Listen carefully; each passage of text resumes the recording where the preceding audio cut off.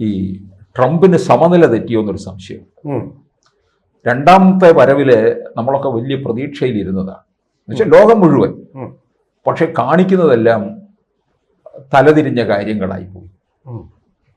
എന്താണ് പറ്റിയതെന്നുള്ളതാണ് എനിക്ക് തോന്നുന്നത്. പിണറായി വിജയന്റെ ഭൂതം അദ്ദേഹത്തെ കയറി ആവേശിച്ചു എന്ന് തോന്നുന്നു. രണ്ടാം ട്രംപ് ആയപ്പോൾ ടൈം സ്ക്വയറിൽ അദ്ദേഹം ഒന്ന് പോയതാണല്ലോ, ഇരുമ്പ് കസേരയിൽ, ആക്രി കസേരയിൽ കയറി ഇരിക്കുകയും ചെയ്തതാണല്ലോ.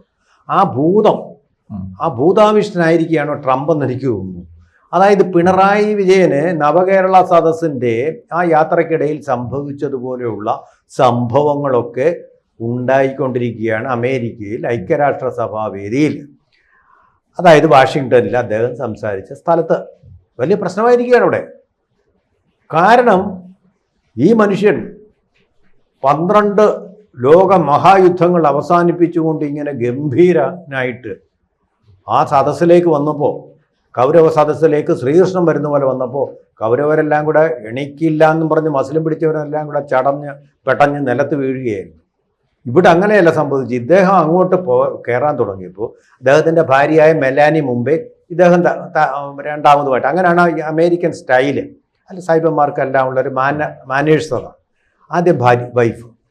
അപ്പോൾ വൈഫ് കയറി അങ്ങോട്ട് പോയി കുറച്ചു നേരം ഇദ്ദേഹവും കൂടി കാലെടുത്ത് വെച്ച് 2 സ്റ്റെപ്പ് താഴെയായിട്ട് കയറി ഇങ്ങനെ അങ്ങോട്ട് പോയി കഴിഞ്ഞപ്പോൾ എന്ത് സംഭവിച്ചായിരുന്നു? എസ്കലേറ്റർ വഴി, ഇത് സ്റ്റെയർ കേസ് അല്ല, എസ്കലേറ്റർ, ലിഫ്റ്റും അല്ല, എസ്കലേറ്ററിൽ ഇങ്ങോട്ട് കയറി കഴിഞ്ഞപ്പോൾ 2 സ്റ്റെപ്പ് കഴിഞ്ഞ് അവരിങ്ങനെ സുഖമായിട്ടിരിക്കുക. അതാ എസ്കലേറ്റർ അങ്ങ് നിലച്ചു. എനിക്ക് തോന്നുന്നത് നല്ല പൊക്കവും ഉണ്ട്, നല്ല വണ്ണമുണ്ട്, നല്ല ഭാരവും ഉണ്ട്. അതുകൊണ്ട് എസ്കലേറ്റർ ഈ ഭാരം സഹിക്കാൻ വയ്യാതെ, ലോകത്തിന് തന്നെ ഭാരമായിട്ടുള്ള ഒരു മനുഷ്യൻ്റെ ഭാരം താങ്ങാനാവാതെ നിലച്ചു പോയതാണോ എന്നറിയുന്നില്ല. പക്ഷേ വലിയ അമേരിക്കൻ പ്രസിഡന്റ് അല്ലേ, പ്രോട്ടോകോൾ അനുസരിച്ച് നമ്പർ 1. അത് പരിശോധനയും അവിടെ കർശനമായിട്ടുള്ള സുരക്ഷാ പരിശോധനയും ഒക്കെ നടത്തിയപ്പോൾ കണ്ടത്. ഇതിനെക്കുറിച്ച് അതിലും രസം ഈ ട്രംപ് ഇതിനെക്കുറിച്ച് പറഞ്ഞ പരാതിയാണ്. ഞാൻ ഇങ്ങനെ അങ്ങോട്ട് കയറിക്കൊണ്ടിരിക്കവേ പൊടുന്നനവേ ഈ എസ്കലേറ്റർ അങ്ങ് നനച്ചു. ഞാനും എൻ്റെ ഭാര്യയും ഈ എസ്കലേറ്ററിൻ്റെ കൂർത്ത അഗ്രമുള്ള ഭാഗത്ത് വീണ് മരിക്കാൻ തുടങ്ങിയത്. നമ്മൾ കാണാറുണ്ട് വിജയനാഥെ, തിരുവനന്തപുരം റെയിൽവേ സ്റ്റേഷനിൽ എസ്കലേറ്ററിൽ കയറി പരിചയമില്ലാത്ത പലരും വീഴുന്നത് കണ്ടിട്ടുണ്ട്. ഇന്ന് വരെ പക്ഷേ ആരും മരിച്ചതായിട്ട് നമ്മൾ കേട്ടിട്ടില്ല. ലിഫ്റ്റിൽ കുടുങ്ങിയിട്ട് മരിച്ചതായിട്ട് കണ്ടിട്ടില്ല. കറഞ്ഞ ബുദ്ധിമുട്ടൊക്കെ ഉണ്ടായിട്ടുണ്ടെന്നേ ഉള്ളൂ. മരിച്ചുപോയി എന്നാണ് അദ്ദേഹം പറയുന്നത്. ഈ കൂർത്ത ആഗ്രഹം എന്ന് പറയുന്നത് എന്താണ്? ഈ എസ്കലേറ്ററിൻ്റെ ഒരു സെറേറ്റഡ് എൻഡ് ഉണ്ടല്ലോ, പല്ല് പോലെ, കൂർത്ത പല്ല് പോലെയുള്ള അഗ്രഭാഗം, അവിടോട്ട് ആരാ വീഴാൻ പോകുന്നത്? ചിലപ്പോൾ ചെറിയ പോറലുകൾ പറ്റും, അല്ലാതെ കഴുത്തേൽ ചെന്ന് വീഴുകയൊന്നുമില്ല. അത് നിലച്ചു പോകുമ്പോൾ, താനെ നിലച്ചു പോകുമ്പോൾ നമ്മൾ കാല് വെച്ച് സ്റ്റെപ്പ് വെച്ച് കയറണം. ഇത് എല്ലാ റെയിൽവേ സ്റ്റേഷനിലും എപ്പോഴും സംഭവിക്കാത്തുള്ള ഒരു സാധാരണ കാര്യം. പക്ഷേ അമേരിക്കൻ ട്രംപ് പ്രസിഡന്റ് ആകുമ്പോൾ ഇങ്ങനെ സംഭവിക്കാൻ പാടില്ല. അപ്പോൾ അന്വേഷണം നടത്തി അവർ കണ്ടെത്തിയത് ഇതെല്ലാം സെൻസറുകളാണല്ലോ. അമേരിക്കൻ പ്രസിഡന്റ് ഒരു സ്റ്റെപ്പ് എടുത്ത് വെച്ചത് ശരിയായിട്ടുള്ള സ്റ്റെപ്പ്, അദ്ദേഹത്തിൻ്റെ ചുവടുവെപ്പ് തന്നെ പിഴച്ചു. ആ പിഴച്ചപ്പോൾ അവിടെയുള്ള ഒരു സെൻസർ ആക്റ്റീവായി. അപകടം വരാതിരിക്കാൻ വേണ്ടി ആ സെൻസർ അങ്ങ് ഓഫായി. കാരണം അദ്ദേഹത്തിന് ബാലൻസ് തെറ്റിയെന്ന് തന്നെ അതിൻ്റെ അർത്ഥം. സ്റ്റെപ്പിൽ നമ്മൾ കാലെടുത്ത് വെക്കുന്നത് ആ സെറേറ്റഡ് എൻഡിലാവരുത്, കുറച്ച് ഇങ്ങോട്ട് മാറ്റി, അതിനാണ് കാല് വെക്കാനുള്ള സ്ഥലം തന്നിരിക്കുന്നത്. അദ്ദേഹം കാല് മാറ്റി ചവിട്ടി കഴിഞ്ഞപ്പോൾ അതീവ സുരക്ഷ ഉള്ള, നല്ല കാശ് കൊടുത്ത് വാങ്ങിച്ച എസ്കലേറ്റർ അതിൻ്റെ ശരിയായിട്ടുള്ള ഫങ്ഷൻ ചെയ്തതെങ്ങനെയാണ്? അത് നിർത്തി. അല്ലെങ്കിൽ അപകടം ഉണ്ടാകും എന്നുള്ള പേടി കൊണ്ട്. അതിനകത്ത് മനുഷ്യനൊന്നും അല്ലല്ലോ, അതിൻ്റെ ബുദ്ധി പ്രവർത്തിക്കുന്ന അതിൽ കൊടുത്തിട്ടുള്ള പ്രോഗ്രാമിങ്ങും ഡേറ്റയും സെൻസിങ് അടുത്താണ്. ആ സെൻസർ അങ്ങനെയാണ് പ്രവർത്തിക്കുന്നത്. അപ്പോൾ ഇത് കുഴപ്പമാണെന്ന് പറഞ്ഞ് സ്വിച്ച് ഓഫ് ആയി. ആരും ചെയ്തതല്ല. ഒന്നാമത്തെ കാര്യമാണ്. രണ്ടാമതായിട്ട് അദ്ദേഹം പ്രസംഗിക്കാനായിട്ട് അവിടുത്തെ നമ്മുടെ ന്യൂസ് റീഡർമാർക്കുള്ളതുപോലെ ടെലിപ്രോംപ്റ്റർ ഉണ്ട്. അതായത് പ്രേക്ഷകർക്ക് ഇത് മനസ്സിലാവില്ല. അതായത് ഇപ്പോൾ നമ്മൾ വായിക്കേണ്ട സ്ക്രിപ്റ്റ്, പ്രേക്ഷകർക്ക് വേണ്ടി പറയുക, നമ്മൾ വായിക്കേണ്ട സ്ക്രിപ്റ്റ് ഇവിടെ വെച്ചാൽ മുന്നിലുള്ള ക്യാമറയുടെ സ്ക്രീനിൽ, വലിയ സ്ക്രീനാണ്, ചെറിയ സ്ക്രീനാണെന്ന് വിചാരിക്കരുത്, ആ സ്ക്രീനിൽ ഈ അക്ഷരങ്ങൾ വലുതായിട്ട് വരും. നമുക്ക് സുഗമമായിട്ട് അവിടെ ഇരുന്ന് ഇത് വായിക്കാൻ സാധിക്കും. അവിടെ ഇരുന്നു കൊണ്ട് തന്നെ ദൂരോട്ട് നോക്കും. പക്ഷേ ഇത് പ്രേക്ഷകർക്ക് തോന്നും അവരെയാണ് ഇത് നോക്കുന്നത്. അതാണ് ടെലിപ്രോംപ്റ്റർ എന്ന് പറയുന്ന സംവിധാനം. ഐക്യരാഷ്ട്രസഭയിൽ നേതാക്കളെല്ലാം ഇത് സംസാരിക്കുന്നത് ടെലിപ്രോംപ്റ്റർ ഉപയോഗിച്ചാണ്. ടെലിപ്രോംപ്റ്റർ ഉപയോഗിച്ച് സംസാരിക്കാൻ ഇങ്ങനെ റെഡിയായി കഴിഞ്ഞപ്പോൾ എന്തോ ചെയ്തു? ഈ പാവി എല്ലുന്നിടം പാതാളം എന്ന് പറയുന്ന പോലെ ആ ടെലിപ്രോംപ്റ്റർ സ്വയമേ വേഗം ഓഫായി. ടെലിപ്രോംപ്റ്റർ വായിക്കാൻ പറ്റുന്നില്ല. എന്നിട്ട് ടെലിപ്രോംപ്റ്റർ ഇല്ലെങ്കിലും അത് വഹിക്കാൻ ഇദ്ദേഹം 57 മിനിറ്റ് പ്രസംഗിച്ചു. ഇതൊരു വമ്പൻ സംഭവമായിട്ടാണ് അദ്ദേഹം പറഞ്ഞത്. ഞാൻ ടെലിപ്രോംപ്റ്റർ ഇല്ലാതെ കണ്ടോ, ഞാൻ 57 മിനിറ്റ് സംസാരിച്ചു. എല്ലാവരും ഇപ്പോൾ ശരിക്കും എല്ലാവരും ഇപ്പം ഞെട്ടിക്കാണും എന്നും വിചാരിച്ച് അദ്ദേഹം ആദ്യമായിട്ട് ചെന്ന് നേരെ മുമ്പിൽ ഇരിക്കുന്നത് മെലാനിയ, സ്വന്തം ഭാര്യ. എങ്ങനെ ഉണ്ടായിരുന്നിട്ട് എൻ്റെ പ്രസംഗം ആദ്യം അദ്ദേഹത്തോടാണ് ചോദിക്കുന്നത്, ഈ പുങ്കൻ. അപ്പോൾ അദ്ദേഹം പറഞ്ഞു, അവർ പറഞ്ഞു, ഞാനൊരു വക കേട്ടില്ല. കാര്യം മൈക്ക് ഓഫാണ്. ഓഫായ മൈക്കിന് മുമ്പിൽ വെച്ചാണ് ഈ മനുഷ്യൻ ഈ വങ്കത്തരങ്ങളെല്ലാം വിളിച്ചു. ഞാൻ 12 യുദ്ധങ്ങൾ. എനിക്കൊരു സംശയം അവിടുത്തെ വിജയനാഥ് ഒരു കാര്യം കൂടെ ചേർത്ത് പറയാം, എന്നോട് ചേർത്ത് പറയാനുണ്ട്. പണ്ടൊരിക്കൽ നമ്മുടെ സംവാദത്തെ ഇതുപോലായിരുന്നു. ഏതാണ്ട് 1 മണിക്കൂറുള്ള സംവാദം ലൈവ്. ആദ്യത്തെ അരമണിക്കൂർ ഒരൊറ്റയാൾ ഒന്നും കേട്ടിട്ടില്ല. സാങ്കേതികമായ പ്രശ്നമാണ്. എവിടെയോ ഈ സൗണ്ടിൻ്റെ നോക്കേണ്ട മനുഷ്യൻ അത് നോക്കിയിട്ടില്ല. അത് മ്യൂട്ടിൽ കിടന്നു അരമണിക്കൂർ. എന്നിട്ട് ഒറ്റ മനുഷ്യനില്ല. ഡ്യൂട്ടി ഓഫീസർ അത് റിപ്പോർട്ട് ചെയ്തിട്ടുമില്ല. ദൂരെ എങ്ങാണ്ടിരിക്കുന്ന ഓരോ പ്രശ്നം, ഇതെന്താ ഇങ്ങനെ പോകുന്നത്, തൻ്റെ ടി വിയുടെ കുറ്റമാണെന്ന് വിചാരിച്ച് പരിശോധിച്ച് നോക്കിയപ്പോൾ ടി വിക്ക് ഒരു കുഴപ്പമില്ല. അങ്ങനെ ദൂരദർശനെ വിളിച്ച് എഞ്ചിനീയറെ അറിയിച്ചപ്പോഴാണ് അവിടെ ശബ്ദം പോകുന്നില്ലെന്നുള്ള അവിടുത്തെ മുകളിലിരിക്കുന്ന എഞ്ചിനീയർ മനസ്സിലാക്കുക. അത് പറഞ്ഞപ്പോൾ എനിക്ക് ഓർമ്മ വന്നത് പണ്ട് അക്ബർ കക്കട്ടിൽ പറയുകയോ കഥയിൽ എഴുതുകയോ ചെയ്ത ഒരു കാര്യമാണ്. ഈ റേഡിയോയില് വലിയ ദേശീയ ദുഃഖ സൂചകമായിട്ട് വരുമ്പോൾ റേഡിയോയിൽ ഈ പ്രത്യേക ഒരു ട്യൂണ് ഇടുമല്ലോ.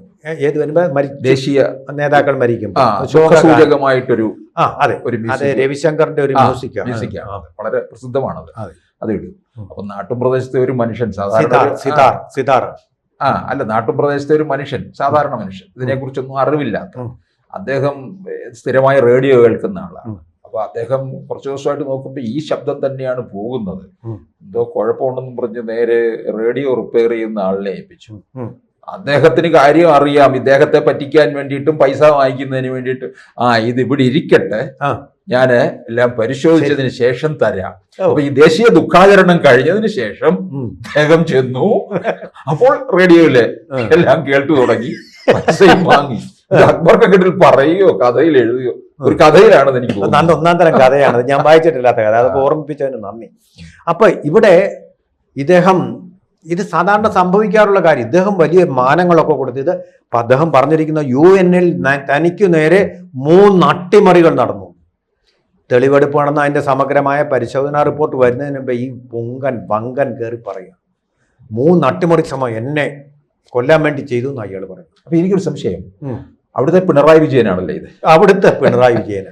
അതുകൊണ്ടാണല്ലോ ഇങ്ങനൊരു പേടി ഉള്ളതും എന്നെ കൊല്ലാൻ ശ്രമമുണ്ടെന്നുള്ള ഒരു ഭീതി ഉള്ളതുകൊണ്ടാണല്ലോ 40 കാറിൻ്റെ അകമ്പടിയോടുകൂടി ഈ പാവപ്പെട്ട കേരളത്തിൽ അദ്ദേഹം യാത്ര ചെയ്യുന്നത്. അതുപോലെ എനിക്കപ്പോൾ സെക്യൂരിറ്റി വേണം, കൂട്ടണം എന്നൊക്കെ പറഞ്ഞ് ആവശ്യപ്പെട്ടിരിക്കുക. വിജയനാഥ് വേറൊരു കാര്യമുണ്ട്. ഇതിപ്പോൾ ഈ സിസ്റ്റം എല്ലാം തകരാറിലായാലും നമ്മൾ കുഴപ്പം പറയാനില്ല. എന്തെന്നറിയാം, അമേരിക്കയുടെ ഫണ്ട് കൊണ്ടാണ് ഐക്യരാഷ്ട്രസഭ ഇന്ന് വരെ ഓടിയിട്ടുള്ളത്. മറ്റ് രാജ്യങ്ങളൊക്കെ നോമിനലായിട്ടുള്ള പണം മാത്രമേ കൊടുക്കുന്നുള്ളൂ. ഇത് മുഴുവൻ ഈ ട്രംപ് 2ാം തവണ അധികാരത്തിൽ വന്നപ്പോൾ കട്ട് ചെയ്ത് കളഞ്ഞു. പിന്നെ എവിടെ നിന്ന് പൈസ എടുത്തായി ഇതൊക്കെ നടത്തേണ്ടത്? അവർ ഒരു വിധത്തിൽ അങ്ങ് പോവുകയാണ് ഐക്യരാഷ്ട്രസഭ. ഒരു പ്രശ്നമുണ്ട്. ഇപ്പോൾ അയാളെല്ലാം കണക്ക് പറഞ്ഞിട്ട് ഞങ്ങൾ ഇത്രേ തരത്തുള്ളൂ, പലതും കട്ട് ചെയ്തു.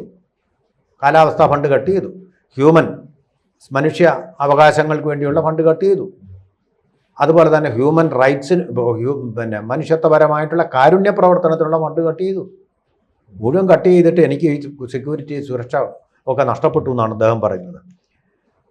അതുപോലെ വേറൊരു കാര്യം അദ്ദേഹം പറഞ്ഞു, UN-ന്റെ പ്രസക്തി നഷ്ടപ്പെട്ടെന്നും സമാധാന സ്ഥാപന കാര്യത്തിൽ അവർ പരാജയമാണെന്നും അവിടെ പറഞ്ഞു. അത് ഈ 57 മിനിറ്റ് ദൈവാധീനം പോലെ ഒറ്റ മനുഷ്യൻ കേട്ടില്ല. പിന്നെ താനാണ് ഈ സമാധാനം എല്ലാം കൊണ്ടുവരുന്നതെന്നാണ് പറഞ്ഞു. ഇപ്പോൾ വമ്പിച്ച യുദ്ധത്തിലേക്ക് പോയിക്കൊണ്ടിരിക്കുക. അറിയാമോ, ഏറ്റവും ഒടുവിൽ അലാസ്കയിൽ വെച്ചാണല്ലോ ട്രംപും പുടിനുമായിട്ട് ചർച്ച നടത്തിയത്. ആ അലാസ്കയിലേക്ക് റഷ്യൻ വിമാനങ്ങൾ വരികയാണ്. അവിടെ ആയുധങ്ങളുമായിട്ട് വന്നുകൊണ്ടിരിക്കുകയാണ്. മിക്കവാറും പണ്ടത്തെ പോലെ ഒരു ലോക മഹായുദ്ധത്തിലേക്കാണ് ഈ മഹാമനുഷ്യൻ ലോകത്തെ കൊണ്ടുപോകുന്നത്. റഷ്യ അടങ്ങിയിരിക്കില്ല ഇന്ത്യയെപ്പോലും ചൈനയെപ്പോലും ഒന്നും. അവർക്ക് അമേരിക്കയെ നേരിടാനുള്ള കരുത്തുണ്ട്, സമ്പത്തുമുണ്ട്. അപ്പോൾ ആ തരത്തിലേക്ക് ലോകത്തെ കലഹത്തിൻ്റെ വക്ക കൊണ്ട നിർത്തിയിട്ട് ഞാൻ 12 യുദ്ധം നിർത്തി, എനിക്കുള്ളതാ, എനിക്ക് സമാധാന സമ്മാനം താ എന്നും പറഞ്ഞ് കയ്യിൽ നീട്ടി ഇരക്കാൻ നിൽക്കുന്ന ഒരു ലോക നേതാവാണ് ഡൊണാൾഡ് ട്രംപ്. പുങ്കനും വങ്കനുമാണ്.